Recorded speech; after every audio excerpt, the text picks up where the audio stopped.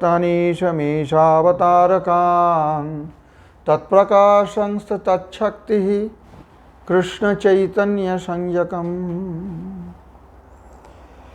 अज्ञाननिरतिरुपैति यया विशोषं भक्तिः परापि भजते परिपोषमुच्यैः तात्मं परं स्फुरति दुर्गम्यमाप्यजास्रं सद्गुणभिस्वरचितां प्रणमामि गीताम्। अथ श्रीमद्भगवद्गीता अष्टादशाध्याय तृतीय श्लोकः त्यज्यं दोषबाधित्येके कर्म प्राहुर्मनीषिणः।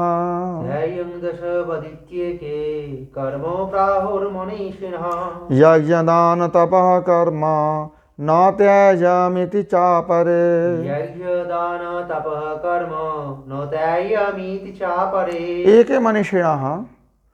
एके मनीषिणः का तात्पर्य है सांख्यवादी किसी किसी विद्वान कर्म दोषवत इति त्याज्यं प्राहु।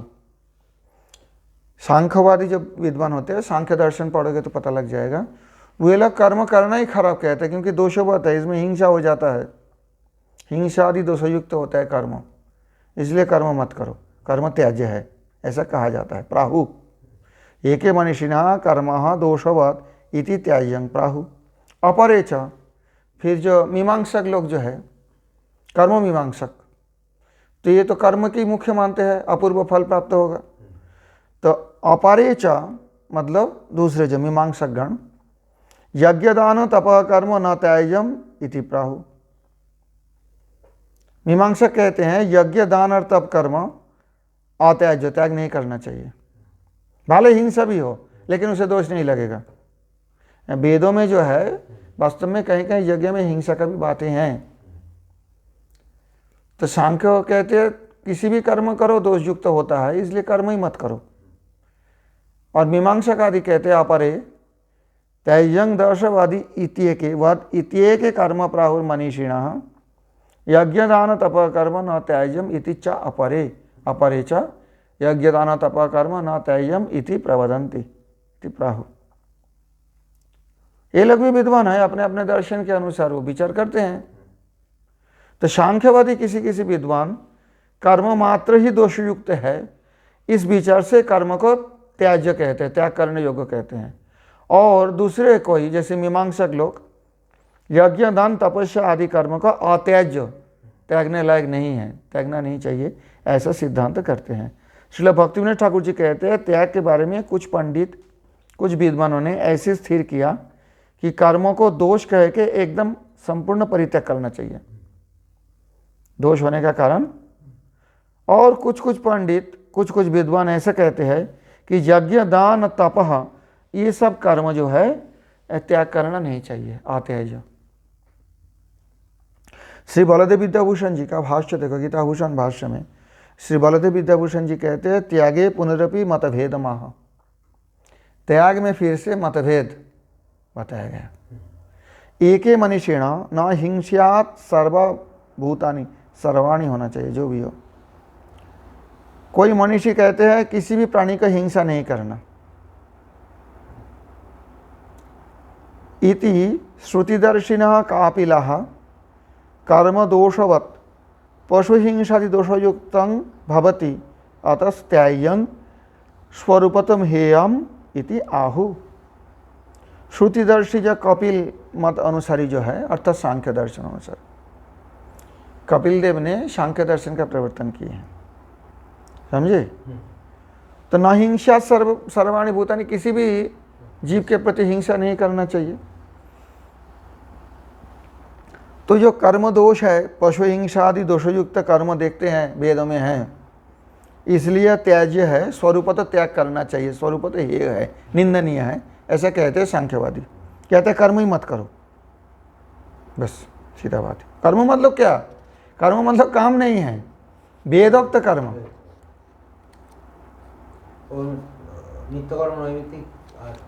नित्य में तो कोई हिंसा का है ही नहीं, काम्य कर्म में ज्यादातर ये सब देखा जाता है, पशु हिंसा वगैरह। अग्नि सोमीयं पशुमालभेत इति श्रुतिस्थ हिंसाया क्रतु अंगत्वमाह। तो अनर्थ हेतुत्वं तस्या निवारयति। अग्निष्वमीयं पशुमालभेत, अग्निशमीय यज्ञ में पशु बलि देना पड़ेगा। ये जो वेदवाणी है, ये जो वेद मंत्र है, ये श्रुति हिंसा को यज्ञ के अंग रूप में वर्णन करते हैं। पशु बलि भी यज्ञ का अंग है, तो हिंसा ही हो जाता है ना। अतः इसके अनर्थ हेतुत्व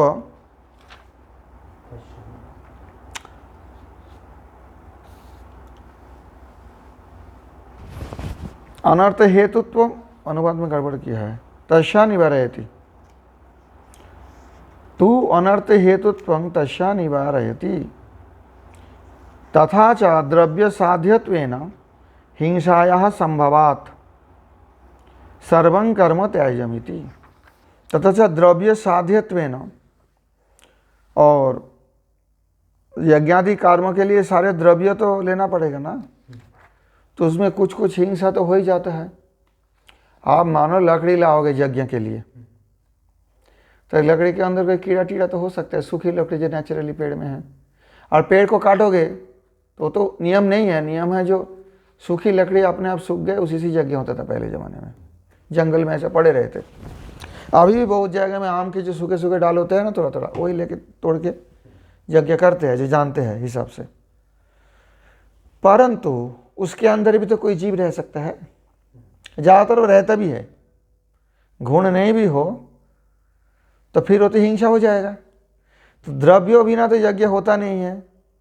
घी चाहिए, समित काष्ठ चाहिए, इत्यादि इत्यादि, तो हिंसा बिना संभव नहीं होता है। थोड़ा बहुत हो जाता है हिंसा, पेड़ के पत्ते तोड़ के लाना पड़ेगा। तो इसलिए कोई कोई कहते हैं कि ये बिल्कुल स्वरूप तो त्याग करना चाहिए, ध्यान करो। सांख्य मत का मुख्यतः ध्यान ही है, जब चलोगे पता चलेगा आपको। तो और सांख्य मत में वेद को ही सर्वोच्च नहीं मानते हैं। वेद एक प्रमाण है, परंतु जरूरी नहीं है कि वही एकमात्र प्रमाण माने। परंतु जो पूर्व मीमांसक है, वो वेद को जो कर्मकांड अंश है उसको ही सबसे बड़ा मानते हैं। ज्ञानकांड का भी तुच्छ कहते हैं जो अपंग है, जो शारीरिक रूप से प्रतिबंधी है, वो नहीं कर पाएगा, इसलिए उसको ज्ञान मोक्ष के लिए ढूंढेगा। बाकी मोक्ष के लिए ये सब जिनका सामर्थ्य है यज्ञ करेगा, पुण्य कमाएगा, स्वर्गलोक जाएगा, अच्छा खाएगा पिएगा, फिर आके अच्छे घर में जन्म लेगा, फिर शुभ कर्म करेगा। हाँ, अशुभ कर्म करने के लिए तो नहीं कहते हैं। जब मीमांसा दर्शन पढ़ोगे तो पता लगेगा, उनका मत ही है। समझ गए बात? निकम्म के लिए ज्ञान मार्ग है, वेदों में है, वो भी कहते हैं सामर्थ्य के लिए, समर्थ्य के लिए नहीं है। अब उनके विचार हैं, उसका आदि शंकराचार्य ने खंडन भी की है, और वैष्णव आचार्य जो वैदांतिक है, वैदांतिक इसका खंडन करते हैं, मीमांसक वैदांतिक का खंडन करते हैं। बात ये है, समझे अच्छी तरह से। तो ये सभी है। भारत ऐसे एक देश है और सनातन धर्म ऐसे एक धर्म है जिनमें कोई किसी का ग्रंथ जलाते नहीं है। मीमांसक का भी मत है, वो भी अपने अपने युक्ति खड़ा करके अपने काम करते हैं वेदों से ही। वेद तो मानते हैं प्रमाण रूप से, और वैदांतिक भी वेद को ही मानते हैं, परंतु वो कहते हैं जी ये जो सारे कर्मकांड वेदों का है, ये जीवन का उद्देश्य नहीं है। जीव का उद्देश्य है मोक्ष मार्ग। अब मोक्ष के बारे में भी अलग अलग संप्रदाय के आचार्यों ने अपने कुछ अलग अलग मत रखे होंगे, और सभी एक ही साथ वर्तमान है। ये नहीं है कि एक दूसरे को मार देंगे, कि एक दूसरे की किताब जला देंगे, ये सब विचार पहले नहीं था। अगर रहते तो ये सब नहीं रहते। अगर ऐसे विचार रहते कि वो दूसरी मत पोषण कर रहे हैं या वेदों का दूसरी तरह से व्याख्यान कर रहे हैं, ये पूर्व मीमांसक उत्तर मीमांसक में भी देखो ना कितना अंतर है।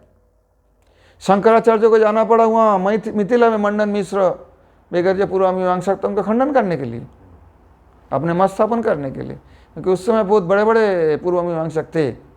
अब वो दर्शन का चर्चा इतना नहीं है, कुछ है अभी भी। अब ज़्यादातर कांचीपुरम में उसकी कुछ चर्चा होती है, बाकी तो कहीं सुना नहीं मैंने ज़्यादा होते। काशी में भी कोई होंगे एक आध। पूर्व मीमांसा लेके आप ज़्यादा कोई ये नहीं करते हैं, लेकिन किसी समय इसका भी काफ़ी प्रचलन था, और सभी ग्रंथा भी है इन लोगों का। समझ में आई बात? तो ये जो सांख्य मतवादी कहते हैं कर्म को बिल्कुल त्यागी कर दो, क्योंकि कुछ कुछ कहीं कहीं तो देखा जाता है कि यज्ञ के अंग रूप से पशु बलि का विधान है, जो कि प्रत्यक्ष रूप से हिंसा है, भयानक हिंसा है। और पशु बलि वाले यज्ञ नहीं भी हो, जैसे जो नहीं, जो यज्ञ करते हैं ना अग्निहोत्र, उसमें पशु बलि का कुछ चक्कर है ही नहीं। वो तो रोज उसमें घृत से हवन करेंगे और जितने दिन जिएंगे। हाँ, नित्य कर्म में आता है वो। तो नित्य कर्म में आता है, उसमें तो कोई ऐसी बात नहीं है क्यों त्याग करेंगे। बोले द्रव्य तो साधन करना पड़ेगा, सामान तो जुटाना पड़ेगा उसके, लकड़ी वकड़ी, उसमें थोड़े बहुत हिंसा हो ही जाएगा, इसलिए वो भी त्याग देना चाहिए।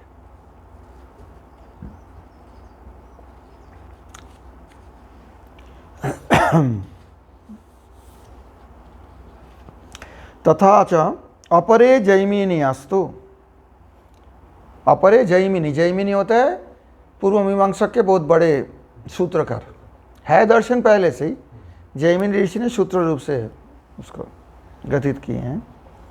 तो ये क्या बोलते हैं, ये कहते हैं यज्ञादि कर्म न त्याज्यम तस्य वेद विहितत्वेन निर्दोषत्वाद इत्याहु।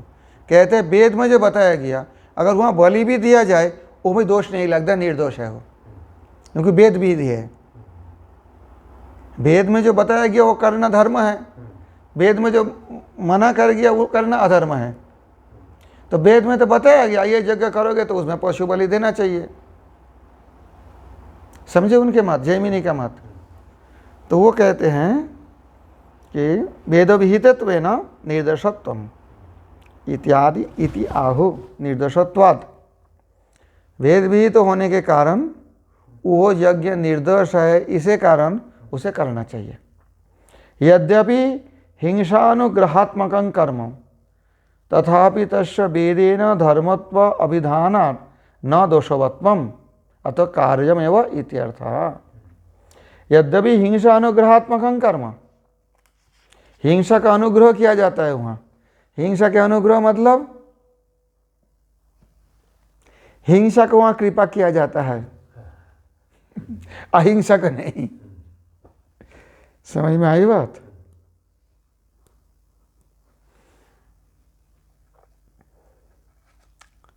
तो अनुग्रह इसके तात्पर्य दिया है पशुजनी नाश के द्वारा उत्तम स्वर्ग आदि लाभ, ये भी बात है, वास्तव में यही बात है।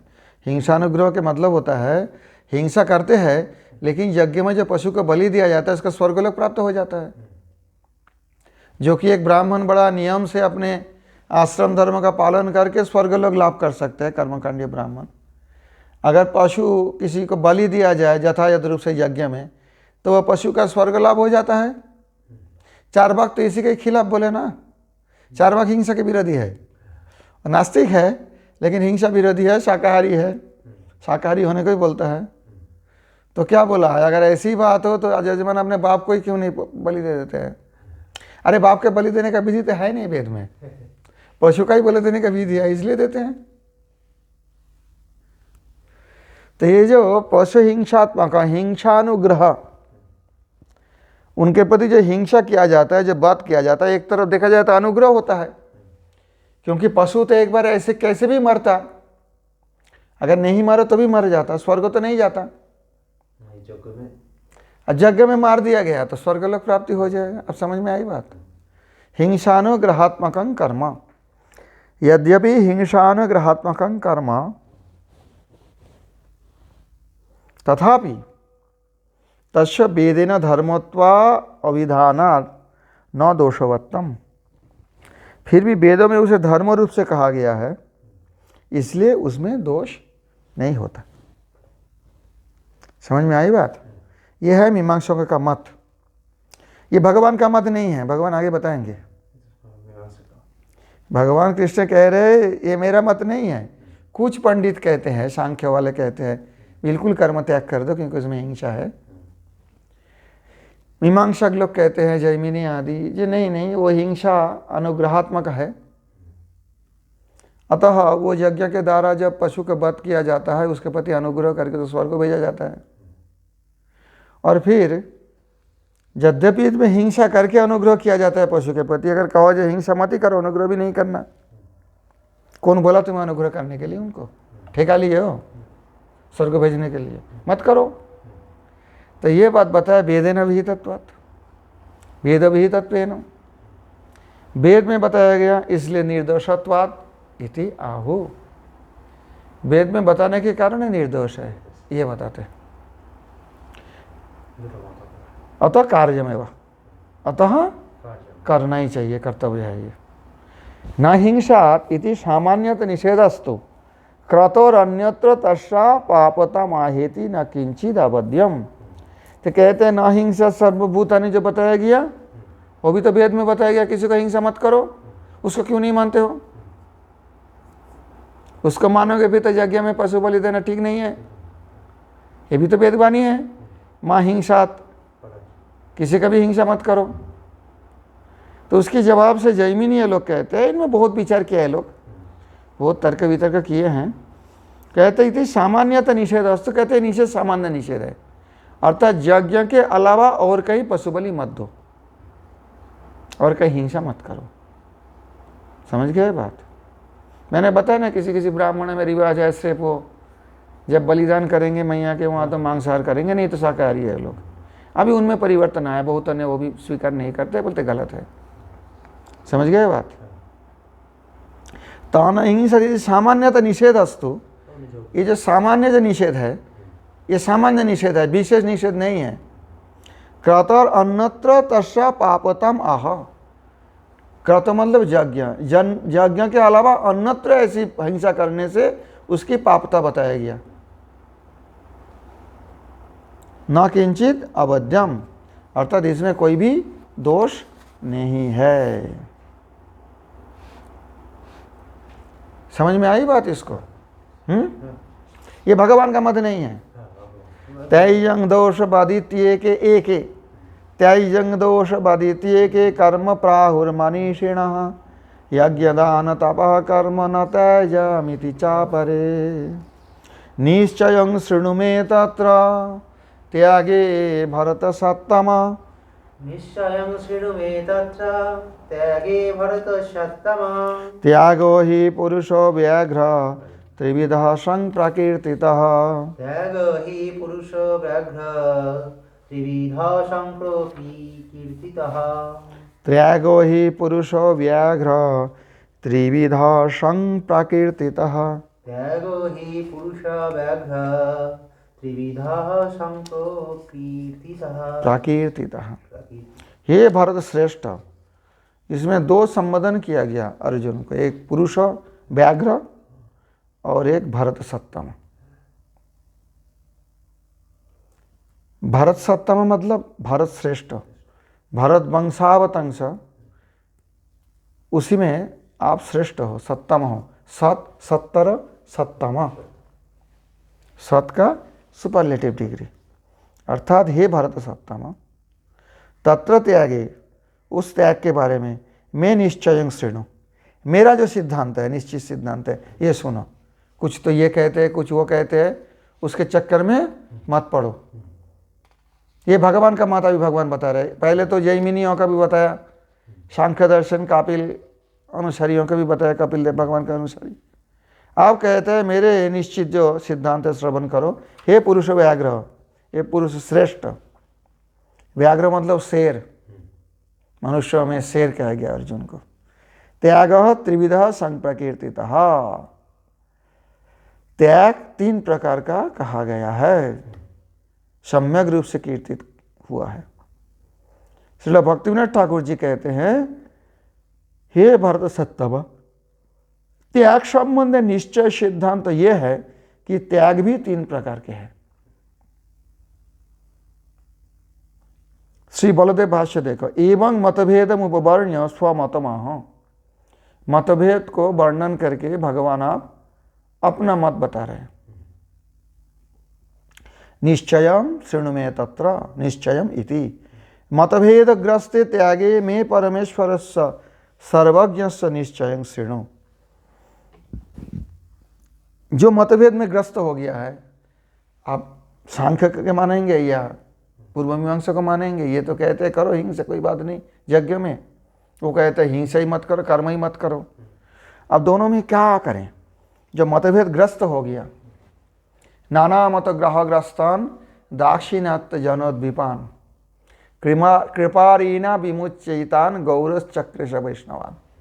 कृष्णदास कविराज गोस्वामी प्रभु जी कहते हैं, जब गौरांग महाप्रभु दक्षिण भारत में आए थे, दाक्षिणात्य जनोद्वीपान, दाक्षिणात्य जन मानो उसी हाथी के बराबर है जिसका मुंह ग्राहक ने पकड़ लिया। तो ग्राहक क्या था? नाना मत ग्राहक, भिन्न भिन्न प्रकार के मत ये दाक्षिणात्य जनगणों को ग्रस्त कर लिया था, पैर पकड़ लिया था। और हाथी बेचारा जनता विभ्रांत हो गया, कैसे बाँचे इन मत से। तो महाप्रभु कृपारीना विमुच्चयितान, कृपारूप असी द्वारा, कृपारूप चक्र के द्वारा, अरि चक्र का नाम है, कृपारूप चक्र द्वारा जैसे भगवान नारायण ग्राहक का मुख विपटित करके गजेंद्र को उद्धार किया था, ऐसे भगवान गौरहरि ने दक्षिण भारत भ्रमण के समय अपने कृपारूप चक्र के द्वारा विभिन्न मतवाद को छेदन करके दाक्षिणात्य जनगण को उद्धार करके गौरस चक्र से वैष्णवान, सिर्फ उद्धार नहीं किया, सबका वैष्णव मत में अनुसारी बनाया। वैष्णव मत के अनुसार दीक्षा तो नहीं दिए थे, लेकिन सबको वैष्णव बना दिया। विभिन्न मतग्रस्त से अभी भगवान कहते हैं, यहाँ कहते हैं मतभेद ग्रस्ते। इसलिए मैं ये दृष्टांत बता रहा हूँ महाप्रभु किस तरह से, जैसे भगवान नारायण ग्राहकग्रस्त गजेंद्र को उद्धार किया था, महाप्रभु ने दाक्षिणात्य जनता का उद्धार किया था। विभिन्न मतभेदग्रस्ते, मतभेदग्रस्ते त्यागे में परमेश्वर से सर्वज्ञ। भगवान कहते हैं मैं परमेश्वर हूँ, मैं सर्वज्ञ हूँ, मेरे से अधिक कौन जानता है। ये लोग तो झगड़ते रहते हैं, मीमांसक भी लड़ते रहते हैं, और आपको सांख्यवादी भी लड़ते रहते हैं, वेदांती भी लड़ते रहते हैं, लेकिन मैं तो सर्वज्ञ हूँ। मैं जो कहता हूँ मैं परमेश्वर, मेरे बात सुन लो, इनके चक्कर में मत पड़ो। क्या करना है? कहते हैं त्यागो ही ननो त्यागस्य ख्यातत्वात् तत्र श्रोतव्यम किमस्ति। सभी जानते हैं त्याग करना मतलब जो है उसको छोड़ देना, फिर उसमें सुनने का क्या है? ये पूर्व पक्ष आ जाता है ना। श्रेणु, आप क्या सुनाओगे? त्याग तो त्याग ही होता है, त्याग के मतलब होता है छोड़ देना। समझ में आई बात? ननु त्यागस्य ख्यातत्वात् तत्र श्रोतव्यम किमस्ति। त्याग तो प्रसिद्ध वस्तु, सब जानते हैं त्याग के अर्थ क्या होता है, फिर सुनने का क्या है? तत्राह त्याग ही। इसी पूर्व पक्ष का समाधान करते हुए भगवान श्री कृष्ण कह रहे त्यागो ही पुरुषो व्याघ्र त्रिविधा संग प्रकीर्तितः ही यतस त्यागस तामसादि भेदेन विज्ञेय त्रिविधा संग प्रकीर्तित विविच्च उक्तः तथा च दुर्बोधोषु श्रोतव्य इति त्याग त्रैविध्यम।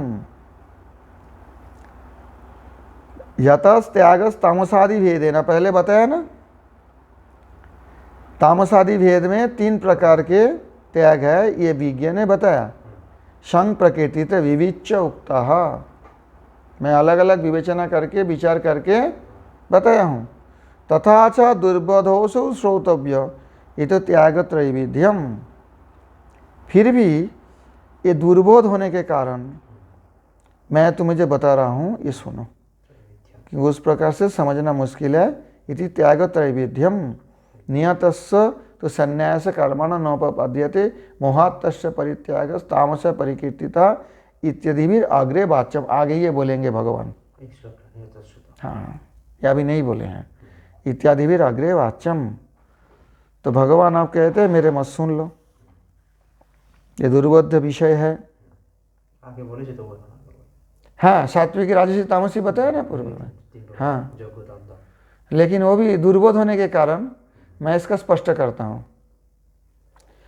यज्ञदान, ये पहले ये श्लोक देख लो। निश्चयं शृणु मे तत्र त्यागे भरत सत्तम त्यागो हि पुरुषो व्याघ्र त्रिविधा संप्रकीर्तितः यज्ञदान तपः कर्म न त्यजं कार्यमेव तत्। यज्ञदान तप कर्म न त्यजं कार्यमेव यत्। यज्ञदान तपः कर्म न त्यजं कार्यमेव तत्। यज्ञदान तपः कर्म न त्यजं कार्यमेव तत्। यज्ञोदानं तपश्चैव पावनानि मनीषिणाम्। यज्ञदानं तपश्चैव पावनानि मनीषिणाम्। यज्ञ दान तप कर्म न त्याज्यम। यज्ञ दान और तप कर्म त्याग नहीं करना चाहिए। तत्कार्यमेव, वो कार्य है अर्थात कर्तव्य है। क्यों? यज्ञ दान तप च मनीषीणाम पावनानि एव।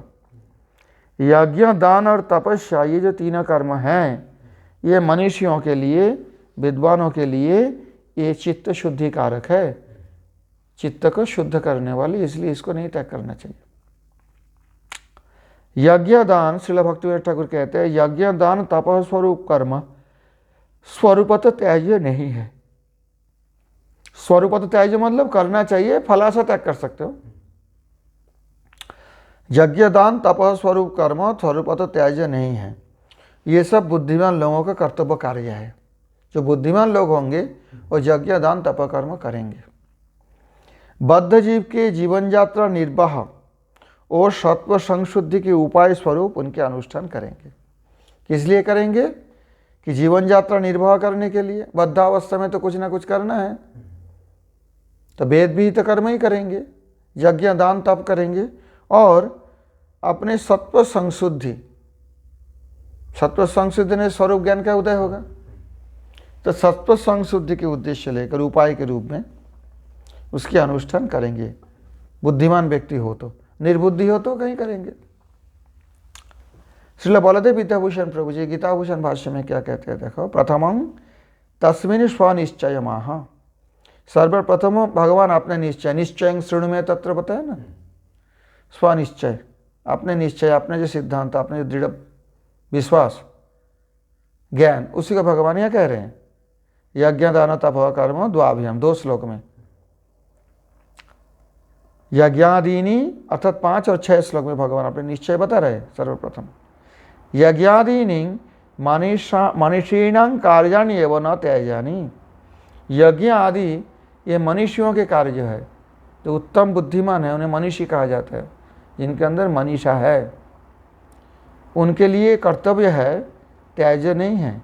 यद अमुनि विशतंतुवद अंतर अव्युदित ज्ञान द्वारा पावनानि संस्कृति दोष विनाशकानि भवन्ति। विषतंतुवत, विषतंतुवत के मतलब, विषतंतु कहते हैं मृणाल। कमल क्या कीचड़ में खिलता है? लेकिन कीचड़ बिना कमल खिलता है क्या? तो कमल और कीचड़ के बीच में कनेक्शन क्या रहता है? वो जो कमल के नाल, विषतंतु कहते हैं उसको। कमल और कीच के अंदर अंतर है। कमल तो ऊपर खिले हुए हैं पानी के ऊपर, उनके जड़ जो है नीचे कीच में है, और बीच में एक मृणाल है जो कीच के साथ कमल का संपर्क है। अच्छी तरह से समझो, ये विषतंतुवाद न्याय प्रयोग किया गया, विषतंतु न्याय। तो ये जो यज्ञ दान और तप कर्म कैसे कैसे पावन करते हैं? कहते विषतंतुवत, विष नहीं है, विषा दंत्य सा, विषतंतुवत अंतर अभ्युदित ज्ञान द्वारा, ये साक्षात रूप से किसी को संस्कृति दोष पावनानि, संस्कृति दोष विनाशकानि भवन्ति। संस्कृति दोष मतलब संसार दोष, भव संसार। तो संसार नाश तो कर्म के द्वारा होता नहीं है। कीच के द्वारा तो कीच को नहीं धुला जाता है। भागवत में बहुत जगह में इसका वर्णन देखोगे। पंखेन पंखा वो धुला जाता है क्या? पंख को जिसको बंगला में पाक कहते हैं, हिंदी में कीच कहते हैं, पंख से पाक हो गया। तो जैसे कीच से जो गंदे पानी से जो गंदा हुआ है बर्तन है, उससे कीच से नहीं धोया जाता। ऐसी कर्मणा कर्म निर्हरणा यत्तन्ति का उच्यते। तो यहाँ पर कैसे दोनों का संपर्क होगा? ये कैसे पावन होगा जीव के लिए? तो विषतंतुवत अंतर अभ्युदित ज्ञान द्वारा, ज्ञान कहाँ से आ रहा है, कमल कहाँ से आ रहा है कोई नहीं देख पाता है। जल के अंदर है तो उसका जाड़, नीचे कीच है, लेकिन अंतर से अभ्युदय से कहाँ से होता है कमल का? उसी कीच से होता है ना। कीच नहीं होता कमल की समृद्धि कहाँ से होगी, अभ्युदय कहाँ से होगी? कमल का जो अभ्युदय है वो कीच से है, परंतु वो कीच पानी के नीचे है, जल के नीचे है। और विषतंतु जो है वो कीच और कमल के बीच में संयोगकारी है। इस प्रकार ये यज्ञ दान तप कर्म है, भले ही कीच से है, इसमें हिंसा हो जाता है, द्रव्य संगम इत्यादि भगवान का सिद्धांत है, लेकिन इसके द्वारा जीव पवित्र होते हैं अंतर अभ्युदित ज्ञान द्वारा। समझ में आई बात? आगे आगे ये उदाहरण है विषयतंतु उदाहरण पहले भी है, विषयतंतु उदाहरण है। साक्षात रूप से पावन नहीं कर रहे, लेकिन जो ज्ञान का उदय करेगा, ये जो यज्ञ दान तप कर्म पावनानि, मतलब साक्षात रूप से पावन नहीं कर रहे। साक्षात रूप से कीच के ऊपर कमल नहीं हो सकता है। हो सकता है क्या? नहीं होगा। बीच में एक व्यवधान रहेगा जल का, परंतु उस कीच से जो नाल निकलेगा, मृणाल, उसके ऊपर में कमल खिलेगा। तो इस प्रकार कर्म वास्तव में कर्म से मुक्ति नहीं दे सकते हैं, ये वास्तवता है। परंतु इसके द्वारा जो चित्त विशुद्धि होती है, अंतर अभ्युदित ज्ञान, ये ज्ञान के द्वारा जीव का संस्कृति दोष विनाश हो जाता है। मुमुक्षु इच्छा, मोक्ष इच्छा हृदय में जागृत होता है, इसलिए पवित्र करने वाले हैं। बस समझ में आई बात? यज्ञ दान तपः कर्म न त्यज्यं कार्यमेव तत् यज्ञदानं तपश्चैव पावनानि मनीषिणाम् एतान्यपि तु कर्माणि संगं त्यक्त्वा फलानि च। एतान्यपि तु कर्माणि संगं त्यक्त्वा फलानि च कर्तव्यानीति मे पार्थ निश्चितं मतमुत्तमम्। कर्तव्यानिति मे पार्थ निश्चितं मतमुत्तमम्। निश्चितं मतमुत्तमम्। निश्चितं मतमुत्तमम्। हे पार्थ, हे पृथा पुत्र, एतानि कर्माणि अपि तु संगं फलानि च त्यक्त्वा कर्तव्यानि। ये कर्म, एतानि कर्माणि मतलब ये यज्ञ दान तप, बहुवचन है ना, 3 है ना, 2 से ऊपर हो तो बहुवचन लगेगा संस्कृत में। एतानि कर्माणि अपि तु, ये सारे कर्म को भी संगं फलानि च त्यक्त्वा, संग मतलब होता है कर्तृत्वाभिनिवेश, मैं करने वाले हूँ, ये कर्तापन त्याग करके, और उसी की फल की कामना, फल अभिसंधि त्याग करके कर्तव्यानि करना चाहिए। इति में निश्चितं मत उत्तमम मतम, ये मेरा निश्चित और उत्तम मत है, इसको तो मान लो बस। तो मीमांसक के चक्कर में नहीं पड़ना और सांख्य दर्शन के चक्कर में नहीं पड़ना, मैं तुम्हें बताता हूं क्या करना है।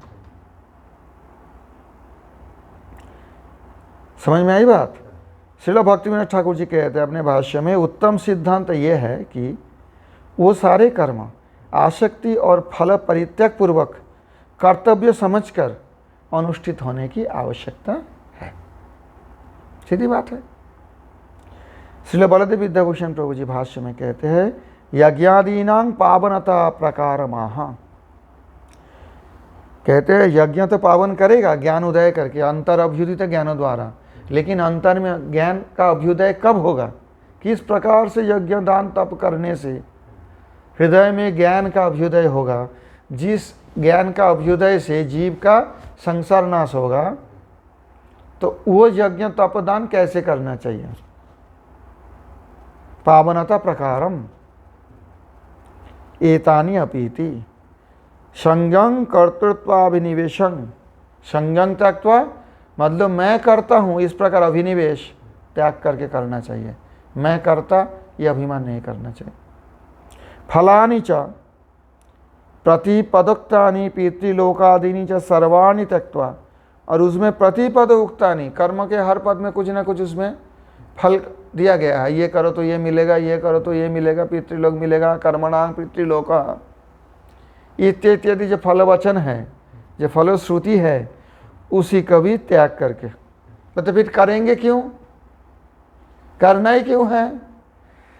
केवलम ईश्वर अर्चन धिया कर्तव्यानि, केवल मात्र मैं ईश्वर की आराधना के रूप में कर रहा हूं कर्म, इसी विचार से ही करना चाहिए। मैं मया निश्चित मत उत्तम इदं मतम, ये मेरे द्वारा दिया गया निश्चित मत है, उत्तम मत है। कर्तृत्वाभिनिवेश त्यागस्वापि प्रवेशात् पार्थ सरतिर्मतं वर्यः, इसमें कर्तृत्वाभिनिवेश त्यागस्यापि प्रवेशात् पार्थ सरथिर्मतं वर्यः, इसमें एक तात्पर्य है। इसके मतलब ये है कर्तृत्वाभिमान की त्याग का भी इसमें प्रवेश होने के कारण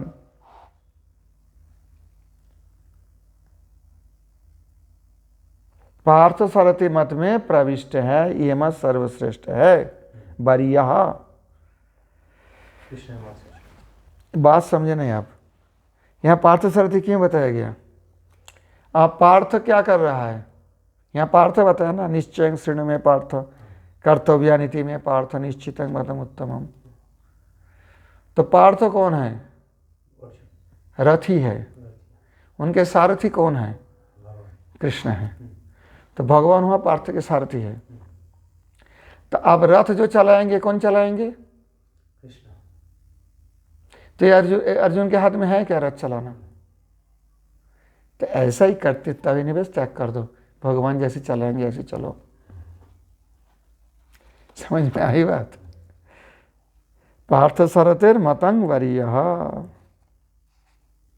कर्तृत्वाभिनिवेश त्यागस्योपि प्रवेशात् पार्थ सरतिर मतंग वरीयः।